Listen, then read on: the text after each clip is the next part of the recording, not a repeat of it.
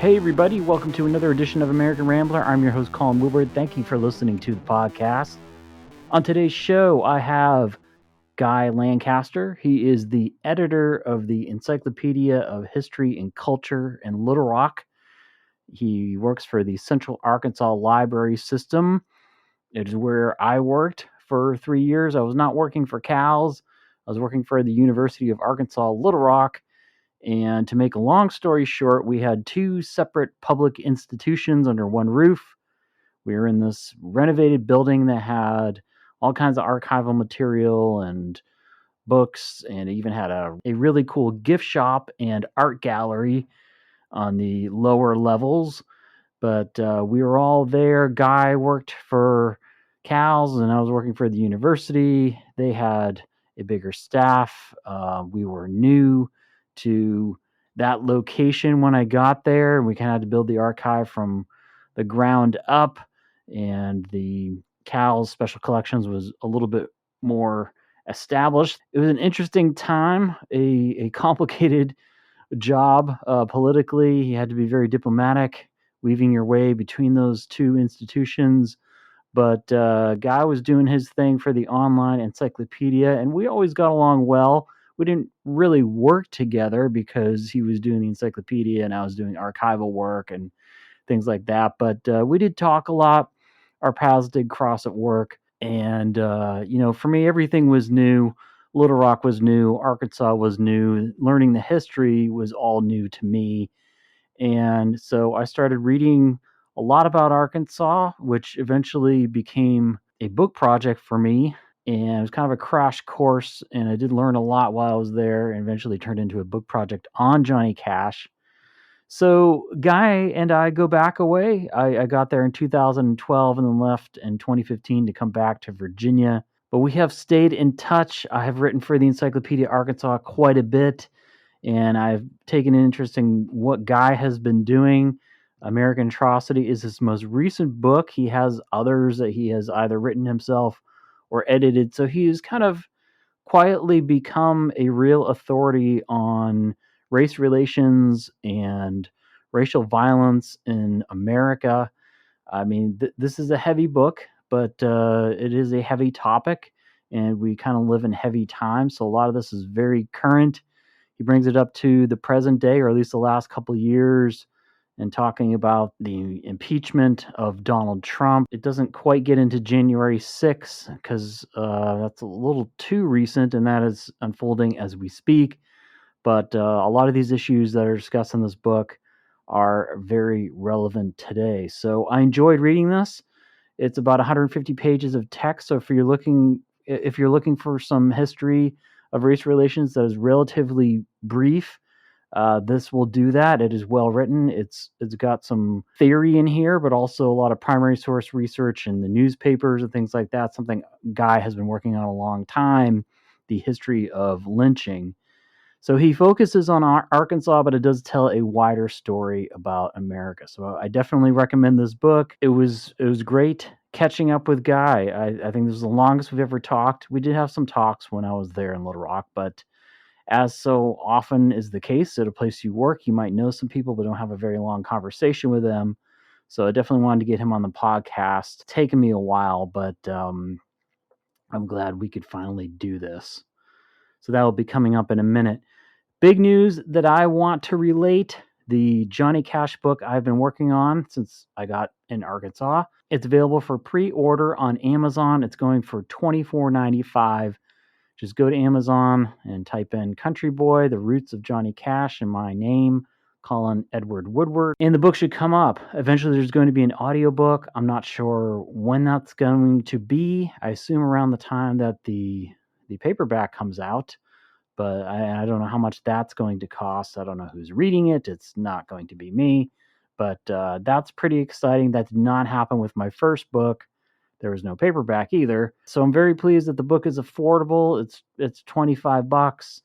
My first book was $40 and never got the paperback, at least not yet, because that's a lot for a 290-page book. So this book is actually longer, but because it's in paperback, it is very affordable. So I know it's not out yet, and I'm not sure what's going on with the Kindle, but you can certainly put in a pre-order. But it will be out in July, so stay tuned. I will make an announcement on Twitter, obviously, when it is out. But if you're interested in getting a copy now, you can go check it out on Amazon. So that is some big news. That is over. I'm glad it's finished. Not easy finishing a book in a pandemic. Might be better start a book during a pandemic than try to finish one. It was rough, but that process is ending, and I'm going to have to recharge a bit. I've been feeling a little bit depleted, especially with the job search.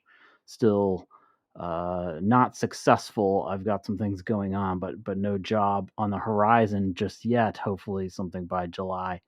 So, again, between kids, the pandemic, finishing this book, looking for a job, I've been depleted. So I need to do some reading. I need to watch some movies. I need to try to relax a bit and also enjoy this April weather. Pretty much a perfect weather day today, and got to spend some time outdoors with the kids. It was Friday, and so we got to look forward to the weekend on a day that kind of felt like summer. I know that spring here in the South, but up north it could pretty much be a summer day. And wanted to finish this podcast this weekend so I could get it out to you. Hope you're doing okay. Hope the weather is nice where you are. And I hope you enjoy my talk with Guy Lancaster. Are you still making mead?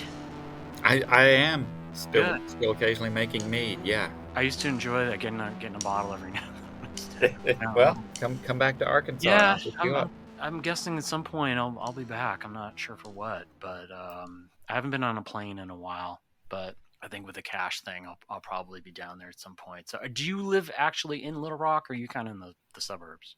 I live in Little Rock. Okay, because we used to live in Hillcrest. Yeah.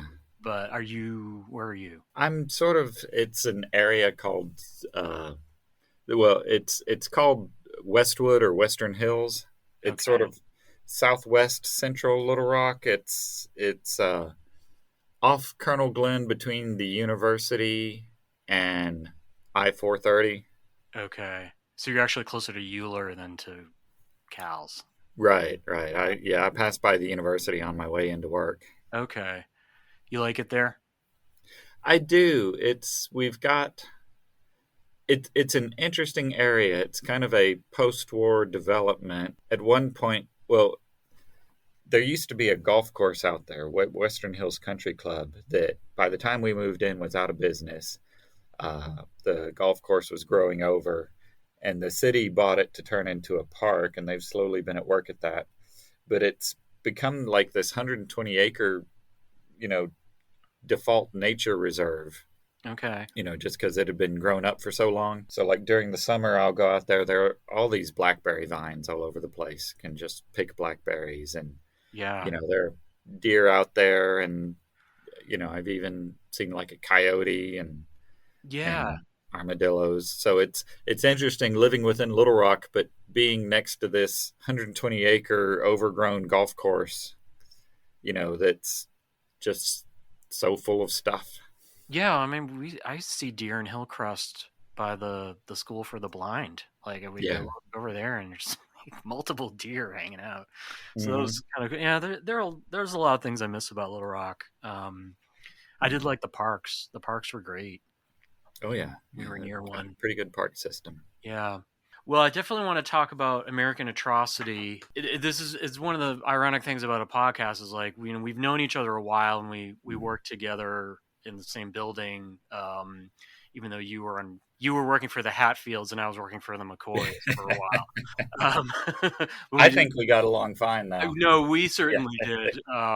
That's a long story, but you've done a couple podcasts. What I was going to say is, even though we would have conversations sometimes, like it's hard to talk to people for long periods sometimes. So the podcast has been nice to talk to people, even people that I know, find out where they're from and stuff. So I'm not going to dig too deep in your personal life or anything unless you want to, but I would like to know a little bit about. I remember some things about where you grew up. I do know where you studied and did your grad work, Mhm. but I would like to talk about that a bit. You are from Arkansas, correct? For the most part, yeah. I was actually born on the island of Guam. Really? Military parents. Okay. Um, and we bounced around the first few years of my life. But I grew up in Jonesboro, Arkansas, in the Okay. northeastern part of the state. That's what I thought. Because I know Mhm. that's where you went to grad school, but Yeah. your parents, were they from Arkansas? My mom was from Georgia and my dad from Parkin, Arkansas. So Okay. that's kind of why they ended up here, was to be near his family. Is Parkin, is that kind of in that general area, northeast? It's about an hour's drive from Jonesboro, Okay. so Closer to Memphis? closer to Memphis. Yeah. Okay. Okay. Yeah. Well, I think you're the first person I've ever met that was born in Guam. So you do have American citizenship, correct? Oh yeah, yeah. I mean, Guam's an American territory. My Yeah. parents are Yeah. American citizens, but yeah, I often have to tell people where Guam is, and then I remember it was growing up. In elementary school, there's all the "Where were you born?" and mention I was born on Guam, and I met one of my classmates said, "You mean you're not American? You're Guamese?"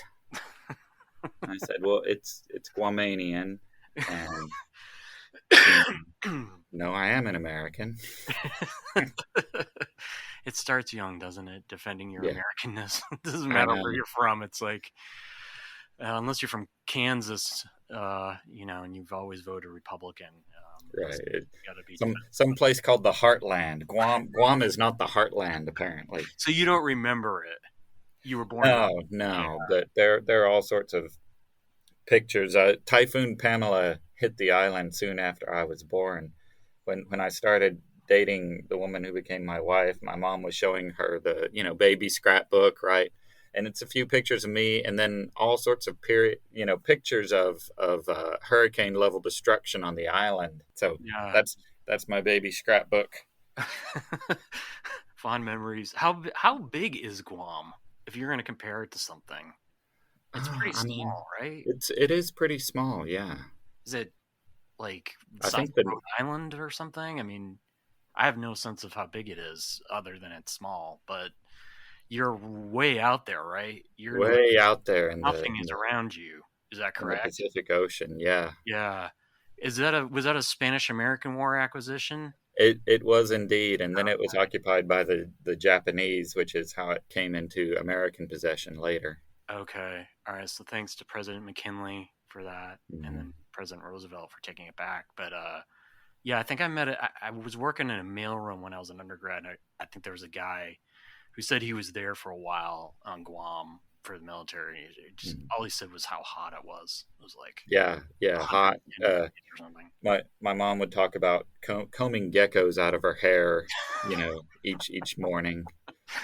Uh, Said it Yeah, was just hot and miserable, and now it's apparently a big tourist destination, especially for Japanese tourists. yeah, kind of the same with Hawaii. I've never been Mhm. there, but yeah, that makes sense. And people are just suckers for anything in the tropics too. I mean, they just Yeah, love it. I don't get it. My ideal vacation would be, in the Arctic Circle somewhere, not the tropics. Yeah, well, growing up in Arkansas, it's no picnic in the summer there either. I mean, No, no, jeez. but at least we have seasons. There's a part Yeah, of the year when you can stop mowing your yard. right. Yeah, and it's not tropical heat. I mean, it Mhm. does get hot, but yeah, there's eventually some let up. Well, that's funny. Yeah, so you're a cold weather guy. I don't know. I think I'm like a San Diego guy now. Like, yeah, I want to be 80 every day. That would be good. Because I grew up in the winters in Massachusetts, is horrendous. But okay, so you were born in Guam, grew up in Jonesboro, and that you did your undergrad and grad study there. Right. I ended up getting a scholarship at ASU and just went there because I had an uncle who, in his 40s, was still paying off his student loans. And I thought, go where they give you some money. Yeah, well, And that's a good deal. Were you a history major as an undergrad? actually, I was, and I don't have a single history degree. Well, quote I unquote. Yeah, I mean, you have a your PhD is in art. It's in heritage studies. heritage study. So it's a history focused interdisciplinary. But as an undergrad, and then I got in as a graduate student getting my MA, I did both of those in English. Okay, yeah, because you've written fiction. Yeah. Did you want to kind of do that initially, or was that just something you enjoyed doing? Were you So, gonna? something I enjoyed doing, Yeah, and something I thought, if this takes off, but you know, fiction's a devilishly hard market at the moment, and I like writing all kinds of things. I mean, yeah, not just scholarship. I'll do pieces for the Arkansas Times, or sort of think pieces for the History News Network. I've reviewed taco trucks for the Arkansas Times. It's just I, I just sort of have fun challenging myself writing different things. yeah. Well, the Times is great. I love Hmm. writing for them, and written a lot of movie reviews too. Yeah, I got it. I started badgering the editor, Lindsay Miller. My wife and I, the theater nearest us started showing these Bollywood films, and we went to one out of curiosity. And a Bollywood film is just sort of pure spectacle for 3.5 hours. And I thought it was so interesting that here in the middle of Arkansas, some theater is regularly showing Bollywood films, and that they were packing them in. So I was badgering Lindsay Miller once. I saw him at farmers market. I said, "You've got to get someone reviewing these Bollywood films." And he said, "Okay, get me one by Tuesday, 7 o'clock. I need 600 to 700 words." Good editorship right there.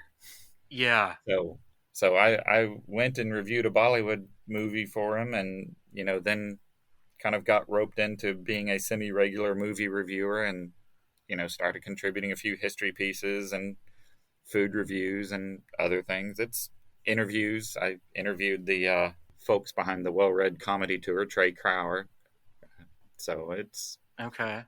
I just have fun. Yeah, I think movie reviewing is kind of a dying art form, unfortunately. Like I'm sure you grew up, there were still like movie critics who had cachet. I mean, I grew up with like Siskel and Ebert, but even Yeah. after them, you still had guys like Peter Travers and stuff. But now it's just an aggregate Well, of Rotten Tomatoes. yeah, and book reviewing is kind of going out. We don't have people who are really respected reviewers, like we used to. I mean, it's you know most people don't know Edgar Allan Poe during his lifetime was less known as a writer of short stories and more well known as a critic. Yeah.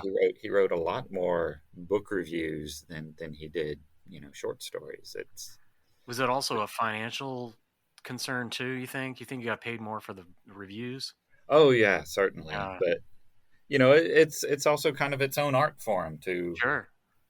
critically analyze a book and also put it in conversation with other texts, and Yeah. put it in its own context. I love writing book reviews, movie reviews, that kind of thing, just to creatively engage with a work. I think is very important, and I think the best compliments I read. Once I reviewed this guy's book, and I saw him on Twitter post the review, and someone responded to him that, "Oh, I don't need to read the review. I'll just get your book." And he said, "Actually, the review adds something to what I was saying." And I thought, wow, that's I've done something good there. If an author thinks I've really added to what he was trying to say in this book. Yeah. Well, no, it's sad to see how diminished the book reviews have become in a lot of academic circles. Like, I got the Virginia Magazine History and Biography recently, and I'm friends with the editor there. And I'm like, Graham, where are the reviews? He said, they're not giving us books from the presses, so we can't get them reviewed. the way we used to, so they just didn't have any. It's like, oh my Mm. god. Because I mean, I don't know about you, but like that was how I got started as an academic. I was in grad school. I wrote a review or two Yeah. before I graduated because you can't get a book, until later done. And some people get articles done, but that's some pretty heavy work. So yeah, they're great for starting out. Well, And and also for me, it was great for building my library. I yeah, I would do a search, books for review and just academic journals that had, the books they were looking, to have reviewed listed on their website, and volunteer for a few, especially some of those more expensive volumes published by, like Routledge or Brill or some of those, very expensive academic publishers. Snagging a free copy of those, that was gold. yeah, it's usually the only way you're going to get paid is Yeah. get the book itself. But no, it seems to be changing quite a bit. And I think you reach a point in your career where you're like, well, I'll write reviews for, to help someone out that maybe I know. But I definitely think academics need to maybe put a halt on the free writing. But maybe that problem is getting solved for us in any case. They're just not going Well, to have the book and reviews available. yeah, a lot of the publishers are switching to ebooks, and Yeah, I've reviewed one or two, and I don't like the ebook experience. I work in front of a computer all day, so right. going home and staring at another screen is kind of painful and saddening. But also just I don't remember what I read in ebook format. I got an early Kindle, and it was great for reading like real trash literature, stuff I just sort of skimmed through. But trying to read an academic text, I remember stuff if I'm holding it, and I can make my underlines, engage tactically with the book, Right. because then I can go back and I'll remember. Oh wait, it's on the left side about halfway through. I have, Yeah, have that physical memory and that you just don't get with ebooks. And right. Yeah, no, I'm the same way. I'm pretty abusive toward the books, especially if I have to review it. Yeah, there's a lot of writing, Mhm. marginal, pen, pencil. It's been dog-eared and stuff like that. And yeah, I don't have an e-reader. I've never bought an ebook. So I'm very old school in that sense. I mean, it's cool if that's how people get their books, and I've sold a lot of them, so that's great. But no, I'm definitely I need to be hands-on with it and writing in like the back Yeah. blank pages if there are any, making notes and stuff about anything. Well, the people that don't know Arkansas State's Heritage Studies program, this is pretty unique, right? Is there anything like this anywhere else? It's modeled off the American Studies curriculum. Right. So it's interdisciplinary, but it's directed toward those people who you know aren't looking to get like go into university teaching, but instead do archival work, university manage or museum management, uh, the that kind of work in the heritage professions. So it's geared more practically. Yeah, I think that's good, and they've really put themselves on the map for the restoration of the historic buildings in Arkansas. I don't know how many there are at this. Was there six or more? Yeah, there's the Hemingway Pfeiffer Museum in Piggott. There's the Lakeport Plantation and Lake Village. The Dias Colony in Yeah, Dias. There's the Southern Tenant Farmers Museum, and there are a few other sites that uh, ASU has been involved in restoring and turning into genuine, you know, heritage destinations. yeah, it's pretty cool, and the ones I've seen have been just amazing. I've not been to the Hemingway house, although I don't think that was quite like that was not a wreck the way Dias was, and Right. I don't know about Lakeport. I think Lakeport was pretty heavy with the work there, but I like that they just kind of left the house open and didn't fill it with furniture and crap like that. Hmm. Um, So was your trajectory in grad school, was it in a way kind of typical though? Like you do you have like comps and then you started your dissertation? Right. Yeah. And your dissertation was a leave town and never return. Is that right? That's right. It was on looking at sundown towns and the phenomenon of racial cleansing in Arkansas. Talk about the Sundown Towns because I have to say I never had heard that term until I got to Arkansas. Yeah, so sundown towns, it's a term applied to communities that either at one point expelled all their African American population and or uh, continued to work to keep African Americans and other non-whites from settling there. The term derives from a supposed practice of putting signs at the edge of communities warning African Americans to be out of town before sundown. Yeah. Some of them would permit black laborers to work in town but not live there. So, that was interesting. Kind of how I got into that was by meeting James Lowen, who in 2005 published a book on sundown towns. And I realized, it was one of those light bulb moments. I had heard the term growing up and I could identify certain sundown towns, but I didn't necessarily think anything of it. They didn't seem out of place. You just sort of take it as a given of kind of Arkansas or backwoods racism, but then seeing that book and realizing I knew of this phenomenon but didn't give it due consideration made me want to delve into it more, to see what was out there. And also, just talking to other people and realizing that. So, growing up, I read a lot of science fiction, especially Philip K. Dick, who deals a lot with our perceptions of reality and how can we be sure that we are engaging with the real world rather than an artificial construct kind of thing. Right. And I realized that in some ways that's what this was. Driving through the Ozarks, I wouldn't perceive any threat because I am, not of the skin tone that would attract a threat. So it just looks quiet and quaint and, all those positive stereotypes of rural hill folk and whatnot. But, I had black friends and professors and colleagues who told me that, they would never drive through certain areas. For them, the map was entirely different.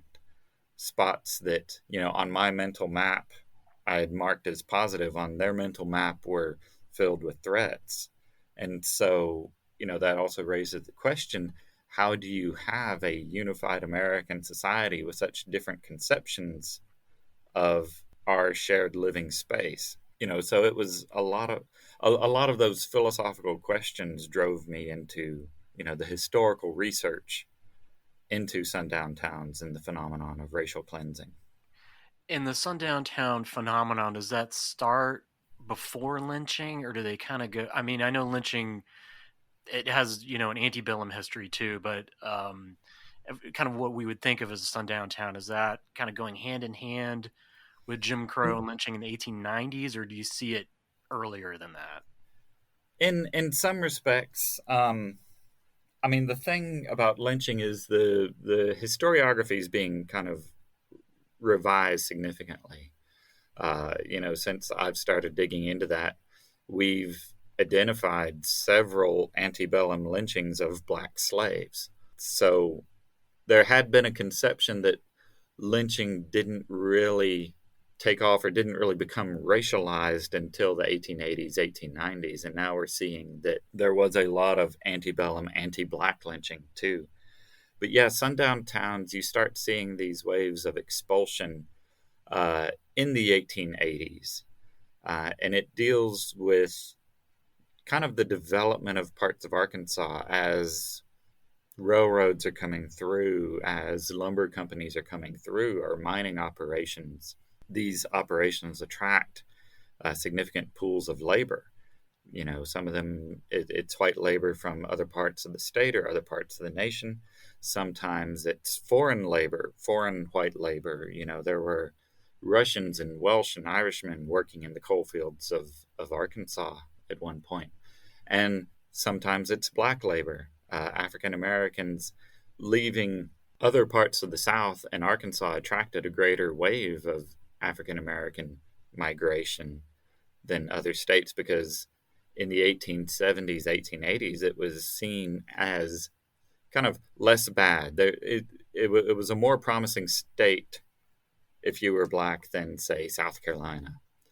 So you get these waves of black labor coming in, and in these sort of emerging small town economies centered around a particular industry or centered around the railroad, you get a lot of violence directed against these African American laborers. In 1896 in Polk County, for example, whites and European immigrants actually team up to drive black railroad workers out of the county. So you kind of get that, in some respects, cross-national mobilization against a shared perceived threat. And, Yeah. it ties into something the historian Cynthia Scove Neville's called lynching to belong. She did research looking at Texas and looking at the rates at which European immigrants, people who at the time would often have been classified as not exclusively white, like Italians, for example, they often participated in anti-black violence as a means of kind of gaining their white bona fides. That being anti-black secured your whiteness more than anything else. Yeah. So yeah, you start to see these sundown towns emerge mid to late 1880s, 1890s, especially, and on through the early 20th century. Yeah, because to not sound too simplistic, but you need to have towns before you can have sundown towns. Like Right. the railroads creating these little communities, and Arkansas is a pretty small state before the Civil War. So, like, after that generation of the late 19th century, it's getting populated and industrialized to a certain degree. Yeah, there is, one instance I recorded of some black farm workers being driven away. There's actually a few instances of that, but also a black homesteader being driven off his land. But yeah, for the most part, this centered around actual towns. Yeah, it was. It's a thing when you're studying race. It's like just when you think it can't get any worse, you're reading about things Yeah, and it's like, oh, it's worse than I ever thought. And I really loved Arkansas history because I didn't know anything about it really much before I got there. And sundown towns are obviously not a great chapter in race relations in Arkansas, but learning about that was pretty fascinating. And I don't know how much. I mean, you just kind of mentioned South Carolina, but like, is it especially worse in Arkansas, or is it just different in terms of that? in The terms sundown of just towns, race like, relations in general, sundown well, towns, and maybe both. I mean, are the sundown towns, is that kind of more heightened in Arkansas, or well, not so much? compared with like the deep South, it is because places that were reliant upon black labor, the cotton belts and whatnot, you don't find expulsions there.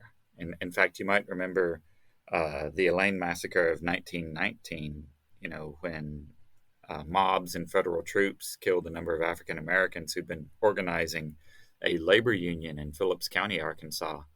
They arrested scores of people, and plantation owners would come to the courthouse and retrieve their workers because this was happening in the fall. They needed them to get back out into the fields and pick cotton. So you didn't have these racial cleansings in places that were heavily reliant upon black labor. You had them in places where African Americans weren't the exclusive source of labor. Yeah. So it's kind of in Arkansas, the further you get from the Delta, in some respect. Right. You see a lot of sundown towns in the Washitas and the Ozarks, but also in like the newer parts of the Delta, like northeastern Arkansas, because those are places that weren't really well developed until the late 19th, early 20th century. Right. So places like Paragould, for example, it's there at the base of Crawley's Ridge. It's in the Delta, but it was home to significant anti-black violence. Yeah. Who did you study with at ASU? The director of the program was Clyde Milner, who came from Utah. He was a historian of the West, but his wife was the one who headed up my dissertation committee, Carol O'Connor. And I had on my committee also Brady Banta, and one of the really influential people during my studies was a woman named Janine Weeks Schroer, who was actually a philosopher specializing in the philosophy of race. And I did an independent study with her, and she was on my dissertation committee. And she's just an amazing person. But philosophers ask questions historians often don't, and I find that very valuable. And so I found her insights very valuable because she was doing that philosopher thing of challenging me to actually define certain terms and not take them for granted. Yeah, well, I mean, as you show in American Atrocity, but I've read in your other writings, you do have a good grasp of the theory. I mean, dudes I've never heard of, but it's Yeah. very relevant to what you're doing, and I think is important because you kind of drill down into, well, what is a lynching exactly? And you talked about kind of the antebellum period versus what's happening in the 1890s, and then you kind of carry it right up into the present day. So I think these are important. You kind of want to get to the heart of this, what it means, and then you sort of carry it into the present day. You do talk about did you finish this before January 6th, or was it kind of too late to talk about that? I was working on it, when January 6th happened. Okay. So the conclusion, does talk about kind of Trump's challenge to the impeachment and challenges and against the election and whatnot. I didn't want to evoke January 6th too much. I've done that in a few other pieces, especially one I wrote for History News Network where I said up front, this was a lynch mob at the Capitol. Yeah. I mean, it really took on that character, and I Mm-hmm. had kind of been calling the MAGA crowd a lynch mob for a while. Yeah. Just took them, till then to really show that, but all the elements are kind of there. When you finished, did you know what you wanted to do with your degree? What year did you graduate? I graduated 2010. By that point, I'd actually started working for the Encyclopedia of Arkansas. Okay. I came down here as an intern. My program required an internship and ended up taking the position of assistant editor in 2005. And so I had to take a leave of absence from my program as we got the encyclopedia up and running because it launched in May of 2006. So by the time I graduated, I was fortunate enough already to have a job. Yeah, yeah. Oh, good for you. Who was in charge of the encyclopedia then? Was it someone I know? Nathana Sawyer, Oh, okay, okay. Is she still there? she's not. She's currently doing some part time archiving for Baptist Health here in Little Okay, Rock. okay. Yeah, well, no, that's nice when you because 2010 things were not great They economically. things were not great. We were still in that recession, post 2008 recession and whatnot. Yeah, But yeah, no, I was very fortunate, and the encyclopedia was a grant funded program at the time, and I was fortunate too that the Central Arkansas Library System, didn't cut everything off, with the end of the grant, but instead folded the encyclopedia into the rest of their operations, and so we've just been going ever since. yeah. It's been nice to see them support, well, not only encyclopedia but the special collections and just the public library operations generally. Hmm. They've done a really great job there. So it's nice to see that all happening. You've been writing about lynching a lot. Are are you sort of I don't know. Like, are you kind of the authority on it right now? I mean, you've written a number of books now. Um, who is kind of your competition with this? Because I don't know. I mean, this is what, your fourth book? Hold on. So I published a book on racial cleansing in 2014, just titled Racial Cleansing in Arkansas. Then I co edited a volume on World War One called To Can the Kaiser. Then I Um, edited Bullets and Fire, which is an anthology on lynching. Edited a book on titled The Elaine Massacre in Arkansas, kind of an anthology on the broader context of the Elaine Massacre. Then I got roped into co authoring the revised edition of Griff Stockley's Blood in Their Eyes on the Elaine Massacre. And so I think this is six, six. Okay. Okay. right? But only the second I've written myself. Okay. Others have been edited or co-edited or co-written volumes. So what did you want to do in American Atrocity that you felt you hadn't done yet? I mean, you talk about theory. I really kind of wanted to do that. I was actually the genesis of the book. It was 2020, and I was just coming off having co-authored the book on Elaine. I was just wrapping up. I, for a few years, taught a class at the Clinton School of Public Service Graduate School here in Little Rock. And, with COVID and everything, moving online, having to learn Blackboard, completely revised my class before it began that fall. And then they had to cancel a few other classes, so I got more students in mine. And then I had 20 graduate students. And at the end of that, I was completely, utterly burned out, Yeah. just exhausted. And I was trying to put together another edited volume, and that was going poorly because I wanted to do something on night riding, white capping. And, it was the wrong time to try to put together something because trying to rope academics into contributing, while they're undergoing their own stress due to the pandemic and everything. And, at the end of the year, my wife said to me, you really need to do something by yourself again. Yeah. Just think about what you want to do and do it. And I thought, what would I do?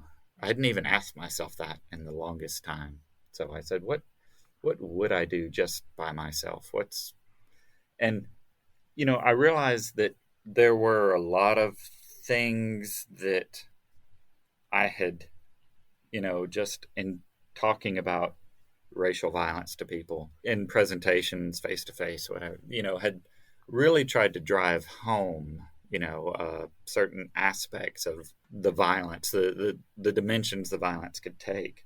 And I realized, more than anything, that's what I really want to talk about because, I'd give talks and, in my class approach the idea of this is from chapter 3, the humanist notion of violence, the fact we think that we tend to think of violence as the result of campaigns of dehumanization. But a number of scholars, including the philosopher Kate Mann, have really shifted my perspective on that to talk about how violence is committed against people whom we see as human, because only a human can be a true competitor for certain goods or for prestige and whatnot. These things that these conceptual shifts I tried to instill in people in my discussions, I realized, I should just write these down. These ideas that have been circulating nebulously. So I got to work on that. It was, her goading me was just the bit of inspiration I needed, and the whole book came out, pretty quickly. As I got writing, I realized how much I'd kind of had stored up in my way of thinking. And also, especially, my work with the Encyclopedia of Arkansas, we've been developing entries on each individual lynching. In part, there's interest, but in part, I'm also kind of a collector of old. When I collected comic books as a kid, if I started collecting a new series, I had to go get all the back issues, right? I'm Yeah. just someone who has to have the complete set. So anything we have, if it's steamboat disasters or members of the state legislature or whatever, I want them all. And one of the things we'd sort of been collecting were individual entries on each lynching. So I had this body of easily accessible historical work that I could events that I could put into these theoretical frameworks with great ease. So it was just I was existing in a high the whole time I was writing it, because it just poured out. Yeah, it kind of reads like, if you get a book that's like a series of lectures that someone gave, like at LSU they had the Fleming lectures and they would publish it. Mm-hmm. Sometimes the books are huge, but sometimes it's like 150 pages. So yeah, you kind of lay it all out in 150 pages with the theory, with the primary sources. You do cover a lot of ground in Arkansas, but also kind of chronologically. So someone who, like, use the word burnout, like for me, like trying to keep up with stuff, and you have a book where it's like 150 pages and it's all kind of in there. I'm like, oh, great. And you are a good writer, so it's good to read. What is it kind of about the subject or this time period that appeals to you? I mean, if you, as someone, I know there are a lot of kind of gaps in Arkansas because it's an understudied state, but like versus say if you wanted to write about slavery or wanted to write about the civil rights movement, kind of those periods of race relations, like what is it about this period that interests you so much? It's a period of transition. It's a period of development in Arkansas. So you do get these changes, the new industries and whatnot. What interests me in the subject, as I said, is often the philosophical implications. This is an excellent time period to write about because there are good sources, but also not too many sources. I couldn't imagine trying to write the history of the present day just because there's so much source material. Try imagining, knowing how much paperwork, say, the Clinton administration generated, and come down here to the Clinton Library and write the authoritative history of the 8 years Clinton was president. It's a monumental task. So often I'm frustrated by the lack of resource, but by the lack of sources. Here's a newspaper that I know has a great account of something, but the newspaper doesn't exist. I only know it has a great account because someone in another newspaper said, as was quoted in the Black Rock Blade, or whatever. But all copies of that newspaper are gone. So sometimes I'm really stymied for sources. And the 1890 census, I would kill to have that. Rather than a new Dead Sea Scroll or some Sumerian tablet, just give me the 1890 census. Just you know, it's what I need. It's the major impediment to this sort of work. Yeah, because most of it got burned, right? Right. Yeah, all those enumeration sheets. So, sometimes there's a critical lack of sources, but as I say, there's not too much. It makes it easy to there's a limited amount of stuff you have to digest before you can start approaching, the composition Yeah. part. Well, I think Um, that's what's good about the 19th century is it's very well documented, mhm. but it's not overwhelming the way the 20th century can be. Right, and just think about something like the Kennedy assassination. Right. Think about how much we know about that. We know that Umbrella Man was standing 1.8 meters away from the edge of the sidewalk, and Yeah. people of the vast amount of information we have on those few minutes in Dealey Plaza, and have we gotten closer to a definitive proof that or definitive truth that everyone will accept? We have not. Sometimes information alone doesn't carry you any further. Right. Just as an aside, do you just believe in the lone gunman theory? I mean, I'm a bit agnostic on it. Yeah, I pretty much do, but there are times when Yeah, I kind of go in the more Oliver Stone route. Not to that. I mean, that's garbage, that movie, but like yeah, you do wonder because I mean there are conspiracies among us. It just seems like it's a different conspiracy than everyone thinks is happening. It's like yeah. I kind of like the. I think it was Norman Mailer who put forward the idea that the reason the CIA was acting so shifty afterwards was because they didn't know whether they were involved or not. You know, they'd been funding so many different people that they there was a, oh crap, have we done this? Who knows?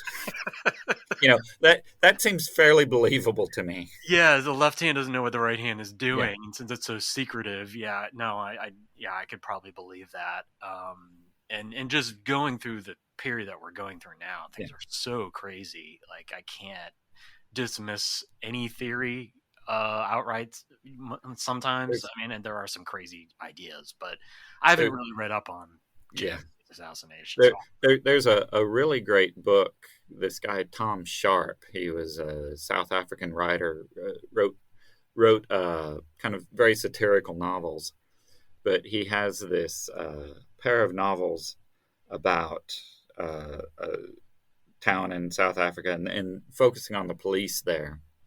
And anyhow, one of the assistant commissioners is very anti-communist, very paranoid, and when the head of the police is gone, he takes over and he starts hiring all these people to try to infiltrate all the communists, you know, whom he knows must be living in town. Go around and see if you can find some communists and, you know, associate with them, and, you know, we'll round them all up. Well, after, you know, a while, what happens is all these secret anti-communist agents find all the other secret anti-communist agents also posing as communists, so they all team up, and, you know, they proceed to do things like, you know, blowing up a local dam. And, you know, this guy's getting all these reports back from his agents who are only working with each other, you know, blowing stuff up. And, you know, it's a fairly hilarious book. But, yeah, you know, I yeah. think that happens more than, you know, people want to admit. Well, and I think sometimes the conspiracy is just the complete incompetence of the people that are in charge. Yeah, Like they're not they're not really planning things out well, but they are, tipping the scales in a way that kind of looks like a conspiracy. But it's the same thing with Trump. It was like he's sort of conspiring in the open. It's yeah. very strange. Hmm. He still gets away with it. Um, but just to go back to kind of your motivation in this time period stuff, do you kind of like the heaviness too of this topic? Like I think about this myself sometimes. Is like, why am I looking at slavery? Why am I looking at prison farms? Is there like an extremity to it that's kind of appealing as a historian because these acts are so extreme? Have you And thought in some respects, it's, you know, I think we often form, you know, some of our ideas about what it means to be human looking at periods of extremism. You know, think of all the research into, you know, the authoritarian mindset that came out of, you know, the experience of World War One and the Holocaust. You know, I think looking at extremes like this, the lines are much more sharply drawn. So by looking at that, then you can walk back a bit and say, okay, here's this extreme form of violence. Walk back a few steps and say, how is it existing in potentia in society at large, and then sort of use this violence to analyze the, you know, what we might call the basic everyday operations of society. well, and I think too, a lot of historians are dealing with an extreme in some form or another. I mean, if you're looking at Hmm. slavery or you're looking at military history, I mean, despite all the lynchings and as horrible as that was, I mean, it doesn't even add up to one Civil War battle in a lot of cases, Yeah. in Arkansas at least. So it's unique, but it's kind of continuation of this type of violence. But you talked about the 1890s. Just kind of say like what's special about this decade? Why? Because this is the nadir of race relations, the most lynchings that happen. What's going on in the 1890s? Yeah. So what's going on? If you just look at, say, a chart of, lynchings in Arkansas, and if you go to the Encyclopedia, we have an entry on lynchings that has such a chart. It's very handy. Um, if you look at the 1880s, you see a number of lynchings, but you see it fairly well balanced between black and white victims. You still get a lot of white murderers or white horse thieves, desperados, and vigilantes lynched in Arkansas at the time. There's still parts of the state that have that dynamic we attribute more to the Old West. What happens in the 1890s is that lynching becomes racialized to a degree it wasn't before. The numbers increase dramatically, and you get, the number of African Americans lynched. I mean, it goes through the roof. It's, not that equal number you saw in the 1880s, but the victims are almost exclusively African American.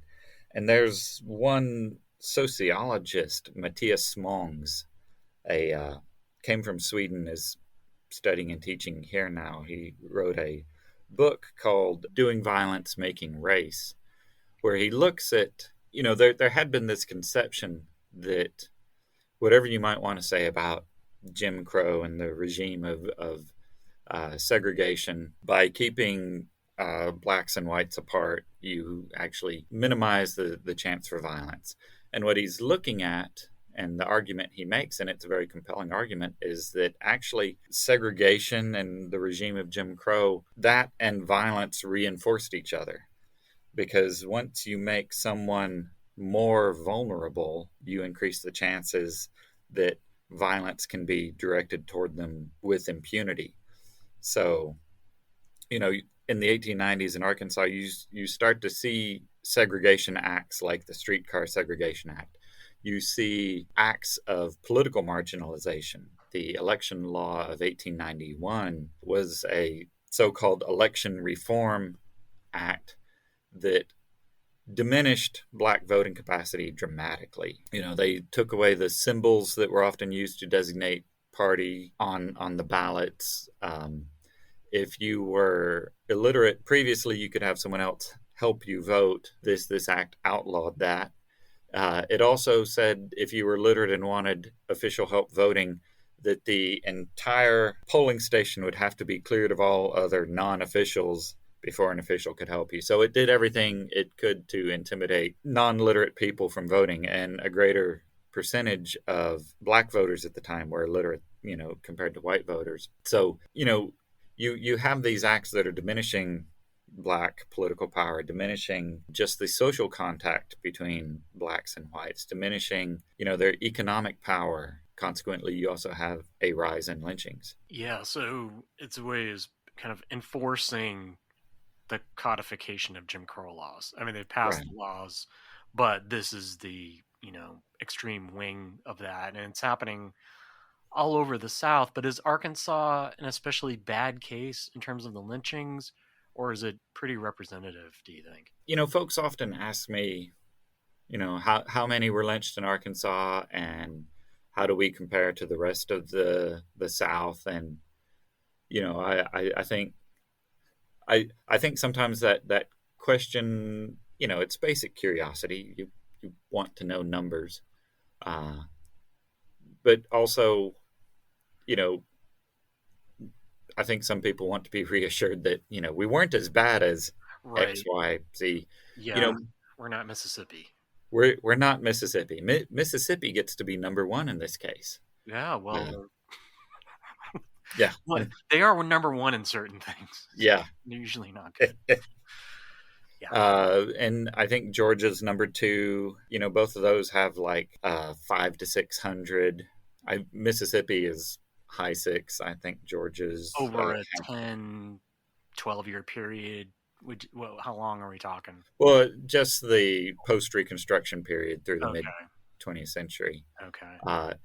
That's another difficulty in tabulating lynchings. A lot of most scholars look at the post Reconstruction period. My own work, we take it back to 1836. It all relates to what you call a lynching, something like the Elaine Massacre. State troops were there, or federal troops were there participating in the violence. So, is that really a lynching if you define lynching in terms of mob activity outside the law, because federal troops kind of represent the law? Some people include the Elaine Massacre in, the number of supposed victims in the Elaine Massacre, which that itself varies widely. A lot of scholars settle on about 200 or so, but, it can range from as low as 25 to as high as several hundred, depending upon what source you consult.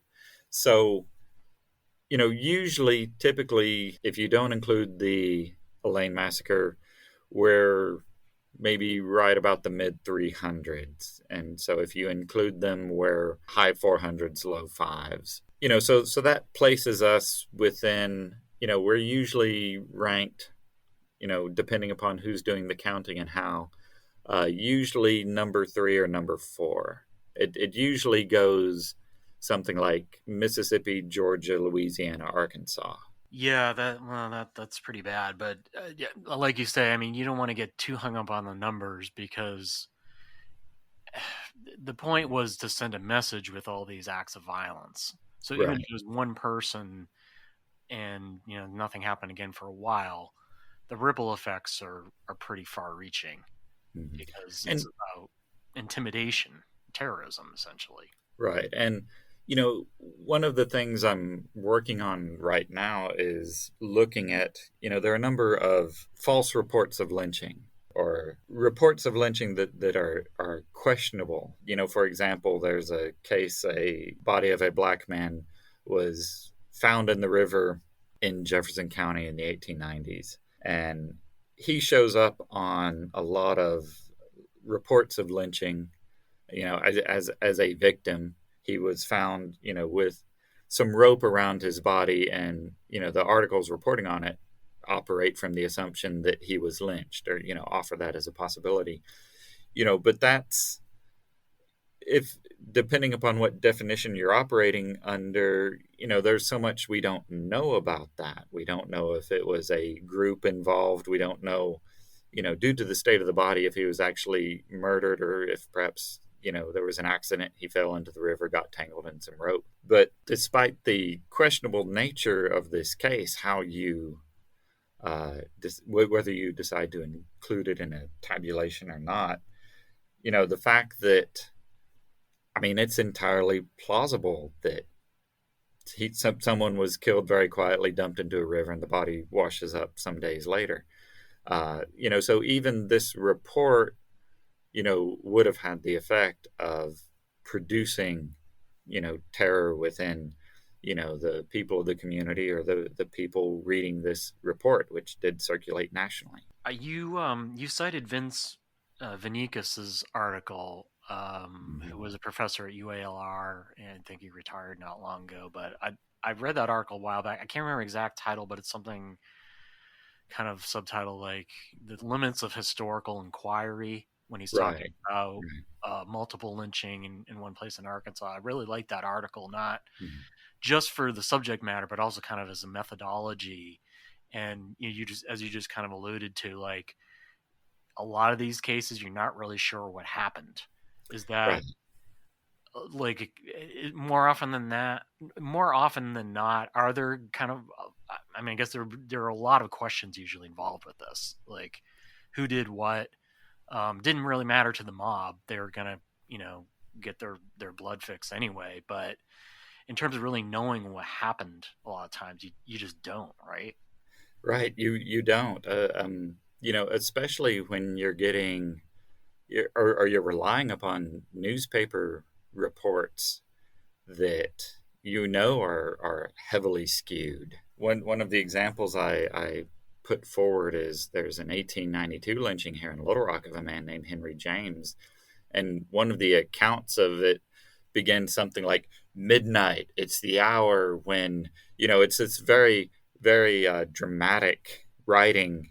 This guy's doing everything he can to cast this as a conflict between ultimate evil and the forces that seek to punish it. And there are some facts you can glean from it, but can you even rely upon those facts in something that's written in such a skewed manner? And so when you get reports of so and so was assaulted while walking by a quote Negro brute, how do you know that that's what happened? How do you know she wasn't walking by, saw this guy, and became scared, and by the time she told it to someone else, it gets transformed? I'll tell you an example. I was down in Hot Springs some years back. My wife's family's down there, and her family house is right next to this. It's out of business now, but it was this greenhouse that was also, run by one of her dad's cousins. And so there was a lot of fluidity between, greenhouse items and home items. If I needed to get a chainsaw and the one down at, the shop was broken. So they said, oh, just go to the greenhouse and grab one. So I'm in the greenhouse tool shed looking around for a chainsaw, and one of the greenhouse workers comes in and he doesn't see me. And I say, hey, and he very dramatically clutches his chest and is looking at me, and he's like, "Oh man, you you scared me. I thought there was some black guy in here." Oh God. I just thought that's so strange. If you look at me, there's not there's no angle you could look at me and see a black man. I am about No. as pale as they come, short of being albino. Um, but but it was interesting. I scared him, and his immediate reaction was, something scared me. What could scare me? This. you Yeah. know and, Right. and so how do you trust some of these accounts? Someone who frightened by a black man assaulted while walking through the woods, whatnot. How do you trust that? Because people are already so primed, pervasive threat as they understand it, of Negro ravishers and whatnot. They'll react to any little. The cultures train them to react to any slight fright or affront, you know, Yeah. in this manner. Well, I'm sure if you heard the Emmett Till bill just got signed by Biden, and Right. probably the most famous lynching is of Emmett Till, Mhm. who was what 14. He was down in Right. Mississippi visiting, wasn't even from there, Mhm. and supposedly whistled at a white woman or whatever it was he did. I mean, it was nothing criminal, certainly, but that's all it took. And I think when you're looking at this stuff, it doesn't take very much to get in trouble if you're African American in these communities. So there's that. But Yeah. also, like you say, like you don't know what the hell happened. Yeah, because it's on some road somewhere, and maybe he was just helping someone, fix their cart or not. Just they're gonna believe the word of the white people in most Mhm. instances. But as you say in the book, most of these lynchings are not about sexual assault necessarily. It's more about economics. Maybe talk about that a bit. Right. So, there's one that occurred in Star City. The nationally, or some of the reports that circulated state and nationally report that this man, assaulted the daughter of a plantation owner. Well, black newspaper sent a reporter down to investigate and discovered that what had happened was he had refused to work for this plantation owner for, I forget the exact, but it was a pittance. The guy was going to pay him a pittance to come pick cotton, and he refused. And so uh, the plantation owner had some guys take him to a bridge, and they put him put a rope around his neck and, threatened him with a lynching if he didn't work, and he still refused, so they hanged him from the bridge. Often lynching or the threat of lynching is used to keep people in this keep people economically subjugated. Yeah. Well, and as with the Sundown Towns, it's a way of not just keeping black people out, but keeping out the competition economically of Right. cheaper labor, Mm-hmm. which has a long history in this country. That was used against the Irish initially, in the Northeast, Mm-hmm. but in the South, that was certainly important issue after the Civil War. Yeah, so I like what you do in this book, and you kind of talk about what exactly is a lynching. Now, during the 30s, Roosevelt wanted to pass anti-lynching legislation, and he couldn't. I know to some degree he wanted to kind of keep the South in the fold in the Democratic Party, but was there also kind of some difficulty actually defining what a lynching was? Or is that not really part of it? I don't know that was so much part of it. It was more an unwillingness to try to push this through in the face of Southern intransigence, including some of the chief people responsible for hindering anti-lynching legislation were Arkansans. First, Senator Thaddeus Caraway filibustered, one of the bills. His widow, Hattie Caraway, who became the first woman elected to the Senate in her own right, also obstructed anti-lynching legislation. She later told a group of black representatives that, well, if we pass this bill, you people will just get out of hand. But Joe T. Robinson, he major figure in the Senate here in Arkansas, he uh, I think title of his biography is Master of the Senate. Or no, I'm thinking of LBJ. But I mean, he was a huge figure. He was worked hard to obstruct anti-lynching legislation from even coming to the floor. There's a great chapter in Bullets and Fire by a scholar named Bill Pruden looking at the Arkansas's congressional delegation and the role they played in stamping out anti-lynching legislation. Is there a period when the lynchings stop in Arkansas, at least as we maybe think of them as happening? Are they happening well into the mid 20th century, or have things sort of gotten better by the 30s maybe? The last recorded lynching takes place in 1936. So the first recorded one is 1836. Last one's 1936. We have a whole century there, but it takes place in Poinsett County, and by this time, the Association of Southern Women for the Prevention of Lynching is active in the state, and they have an aggressive campaign to try to get state police and other officials to investigate this particular lynching. There are some murders that occur after that show up on some tabulations, but it gets more difficult to define something as a lynching, to describe certain events as lynchings, because in the as the civil rights era comes up, more of these murders are they're not happening like they used to. In the public square, you get a lot of murders happening out in the woods somewhere. They may not even be reported. That's one of the things about the Emmett Till killing is, his body was weighted down. It was never meant to be found. And there were rumors circulating at the time, especially in the black community, that, Emmett Till's wasn't the only body that had ever been thrown in the Tallahatchie River, that a number of others, before that, had been killed in such a manner. People just disappeared. So it becomes more difficult for scholars to describe certain events unquestionably as a lynching, depending upon how one defines it.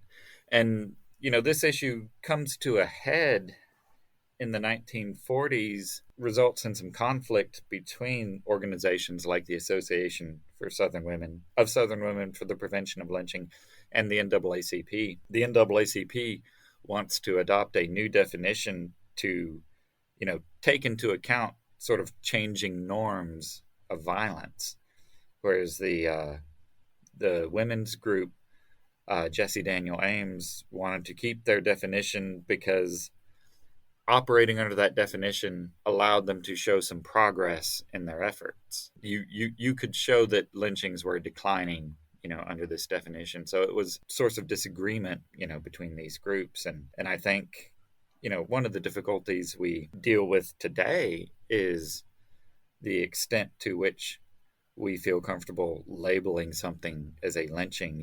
The many cases we've seen of anti-Black violence carried out by vigilantes in public, like, what happened in Georgia, Ahmaud Arbery, evoke lynching of a previous era. That was certainly a group of white men. They killed a guy in public for that traditional reason of the defense of their community, right? But you don't see a lot of political commentators, legal commentators, willing to cast that as a lynching. And I think, some scholars are even shy of adopting that. And, to some extent, I think the hesitation's correct, for we see, these men actually being charged and put on trial, and they're found guilty, in that particular case at least. So yes, in some respects, we haven't really taken into account how much that violence shifts over the decades. And because we don't have the best definition of lynching, but it's sort of like art and pornography, right? We know it when we see it. Yeah, I mean, I think that's the thing. It's, well, there might not be a noose involved now, but that recent case in Georgia with the three dudes in the truck, and Yeah. I mean, that's basically a lynching. I mean, Mm-hmm. I don't know if people are framing it that way. Maybe it's not all that helpful, but as you talk about in the book toward the end, I mean, people like George Zimmerman, who are taking it on themselves, there's kind of more of an individualistic aspect to it now in the age of mass shooters and stuff. But it's sort of the same type of lynching mentality and even in action, but it doesn't have that mob component to it. It's not the whole town coming out, but they might support what the guy did on Twitter. I mean, it's just Yeah. like, and in some respects, the Zimmerman case, you could almost argue it becomes a lynching after the fact. That there was the potential there for authorities in Florida to punish him. To say, no, you weren't standing your ground. You hunted this kid down and shot him. But once they didn't, and the murder became such an object of public interest. With classic lynchings, you have that community approbation expressed at the time. It's the community coming out to the town square to see and cheer on this murder. They weren't doing that at the time George Zimmerman was killing Trayvon Martin, but a lot of people came out after the fact in support of George Zimmerman. So you could almost argue it became a communitarian affair after the fact, because so many people did support what he did. Yeah, it's interesting to see that. And another guy who's been in the news, Clarence Thomas. I mean, when he was being confirmed, he was talking about it being a high-tech lynching. Yeah, or treating him in a way that's kind of what we have now with a lot of these. Yeah, it's sort of like afterward, everyone has a voice now, so everyone can weigh in on this. So you don't get the physical mobs, but it's essentially a virtual mob. Unless it's January 6th, then it's a literal mob building a gallows. Yeah, no, it's pretty chilling, but these things are important to study. Did you say you were working on you said you were working on something new? Can you talk about that again? Yeah, I've got an article I'm revising for the Arkansas Historical Quarterly on, the limits of history, essentially. Some of the epistemic limitations we face when examining lynching, the incompleteness of many of the reports that get circulated nationally, and then, follow-up evidence shows that person wasn't actually lynched, but, often the names end up on these inventories of lynching because people, are reliant upon these nationally circulating reports. And some of the contradictions we face, especially in how we define lynching and how those different definitions play and what we count, as what sort of events we count as a lynching or not. So, it's a kind of firing a little epistemological warning shot, I guess. Okay. But just trying to show that this history is complicated. Like I say, people are interested in the numbers, but there are a lot of fuzzy cases, and I think we do need to acknowledge that, not to try to deny some of this history, but just to show that everything's not so cut and dry. Yeah. And as a person who, I mean, you have a day job, do you keep to a schedule with your writing and your research, or is it sort of, wherever you can get it done? I mean, you've been pretty productive the last few years. Is this like are you an everyday writer or not so much? I used to be an everyday writer, Yeah. especially when I was working to build that habit. I'm not so much anymore. I'll spend some time researching, before writing, and like I say, I often write short pieces for the Times or something. So, it's more intermittent, but, I'm fortunate in that my day job is editing. So I'm always engaging with language one way or another.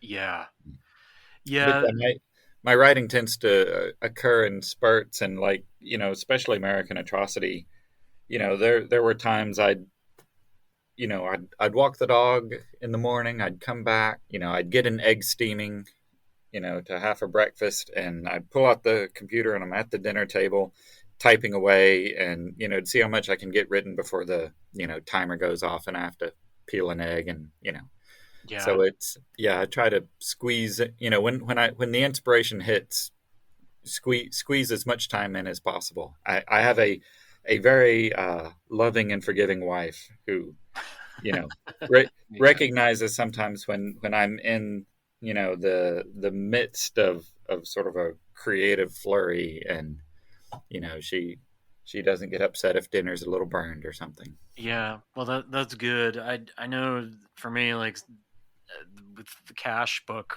wrapping up, like I just want to read some stuff for a while, and I did actually start Griff Stockley's book, Blood in Their Eyes, because I have not read that yet. So I'm kind of just like trying to read a little bit of everything now, just to catch up with my books, because it's hard to read and get writing done, especially if it has nothing to do with what you're really writing about. Yeah, but I mean, you need to read something that's often just completely different. Yeah, and read some fiction too. Yeah. So are you still writing fiction? I'm not so much these days. Yeah. I occasionally think maybe I'll get back to that. Yeah. But right now it's sometimes it would be hard to compare to like writing some of these things. Well, often I'll my wife has occasionally said, because dealing with some of the unknowns, about some of these events, I have things that I believe happened during some of these lynching events that I can't prove. I believe certain things about why they occurred or how they occurred that I can't prove. Yeah. And sometimes my wife says, "Well, you should write a novel about it." Yeah.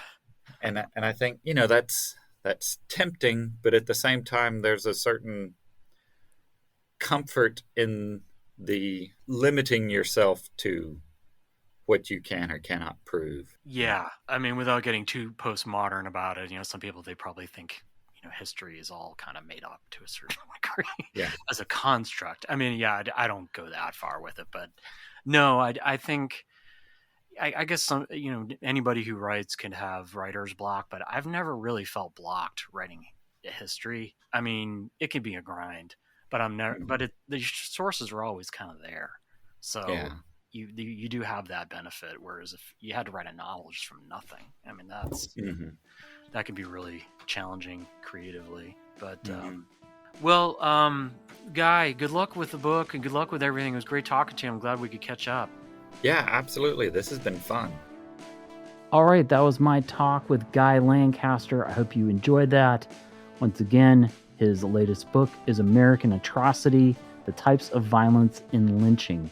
You can get that through University of Arkansas Press. You can get that on Amazon. It is $19.95 paperback, and the Kindle version is $18.95. But you can also check out Guy's other books. He's got one called Bullets and Fire, Lynching and Authority in Arkansas, 1840-1950.